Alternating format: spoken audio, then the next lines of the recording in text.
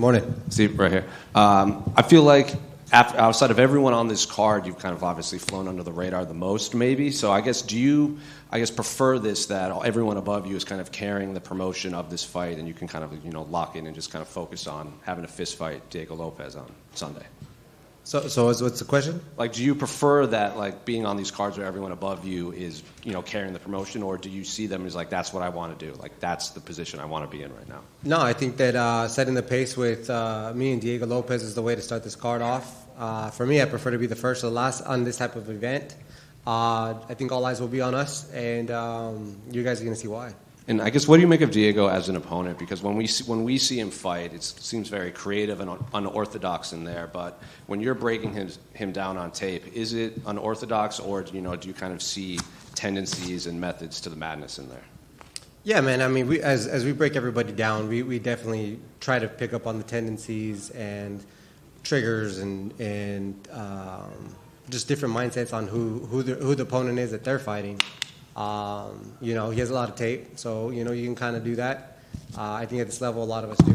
And I think that me and Diego Lopes are going to set the tone and get it off right. And when you watch his fights against Volk specifically, it seems like Volk's movement very much frustrated him. So is the game plan just that simple, like, left to right movement, or are you just kind of going to plow forward and meet him? I'm just going to close my eyes and just start swinging. Yeah. Appreciate you, man. Yeah. Steve over here. What's up? Somebody you've been rocking with for a long time is Josh Hokett. You both get to share this White House card. Yeah. I got to ask you, outside of fighting, what's the biggest thing you've learned from Josh Hokett? That I've learned from Josh? Yes. That he knows how to act really well, maybe? Yeah, I don't know. He's the Josh I know is a good dude, man. He really is. Right now, enjoy his entertainment. Enjoy his performances. I know right now the shift in promoting has changed. I kind of come from like a little bit more of an honorable type of background. Martial arts used to be kind of like that, and now it's come to like an entertainment spectacle, and I can see why. And I'm not hating on it. Obviously you got to adjust to the times, and I think he's done it well. I do think that. It's not for everybody, but yeah, man. I mean, I think this is what majority of people are wanting these days. They want likes, they want clicks, and he'll give them to you.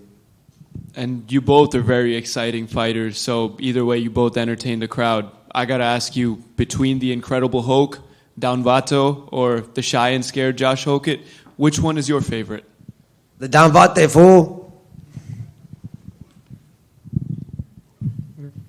Hey, Steve over here. How are you doing? Yeah. Steve, you do a lot of predictions and everything on your YouTube channel. What do you like about creating that content? And is it just about you really love the fights beyond being a fighter and you just love talking about it?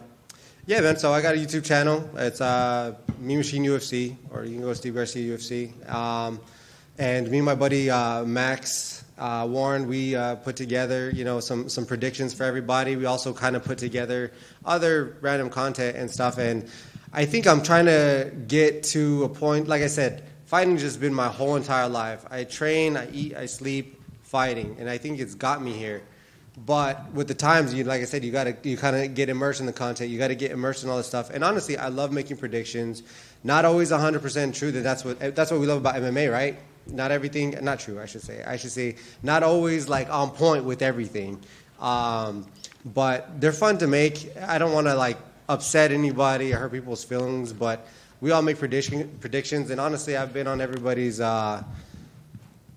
underdog list, I guess you could say, for so many years, so if anybody can do it, it's me. So, yeah, I have fun with it, and I hope you guys enjoy it if you guys, are tuning in. You gave Diego an A on your list of Latino-ish fighters a while back. Does he still have an A, or has that grade changed over his last few fights? No, he's solid, bro. He's solid for sure. He's done several good things in the sport. He's number 2 in the world. I mean, he's good. Final question. If you were president, would you want your birthday to be a holiday, or would you want your face on one of the coins? Both. Steve, Just a couple more right here. What's up, bud? I watched a couple of your interviews leading up to this, and a lot of people present the question, like, are you excited to fight the White House? Are you excited to fight Diego Lopes? And you kept saying, like, everyone else is excited, and, like, I'm about to, get in a fight, and that's what I kind of have to focus on. Has it been different or more difficult, this kind of build-up, because of everything going around this fight, to just kind of focus on the task at hand on Sunday? Yeah, it's definitely. I've kind of been like in uncharted waters for me. You know what I mean? Like, don't get me wrong. Like, I've been in the UFC for 6 years now. I've done the media. I've done a lot of different things. But obviously, I think it's just the magnitude of UFC. Freedom 250, and I'm excited about it. You know what I mean? I'm not trying to say that like this is not a big deal, but the moment that you start letting things get bigger than what it really is, I think it kind of sidetrack you. You know what I mean? I feel like your focus is not fully there. And I want to stay in the process. I want to, keep fight week. You know what I mean? There's a lot more of you guys here than usual. You know what I mean? This is a special moment, so I can understand why. So I'm just here for it. I'm here for all y'all's questions, and let's just knock it out today, right? And just last one for me. You just said Diego's the number 2 featherweight in the world, so obviously the champion doesn't have a fight booked just yet. Is, I guess, in your mind, beat Diego, title shot next for Steve Garcia? Why not? I think how I beat Diego Lopes is what's going to be the big deciding factor. I know Masvars, they're like, yeah, we're just going to give him this guy. But you know what? Let Sunday play out. And then I can make my move. Yeah. Steve, one here for me. We just talked about Josh Hokett. Obviously, he's getting all those clicks that you talked about as a content creator. Yeah. Do you feel, knowing him personally, that maybe he ever crosses the line a little bit and you wish that maybe he'd tone it down? Because obviously he got dragged off the stage at the last press conference. What are your thoughts about that line that maybe some people think are being crossed? He makes my job easy because he does all the talking. I was at the press conference. I didn't have to say a word. I just got to show up, look pretty, and just sit there. Do I think it's good for the sport? Do I think it doesn't really matter? You know what I mean? Like I said, I come from a different era. My era is really like the Carlos Condons, the George St. Pierre's. I have so many different people I could just name off. But there was just a different type of way that we promoted. It was mainly fighter-based. It was performance-based. And I'm not saying that's nothing anymore.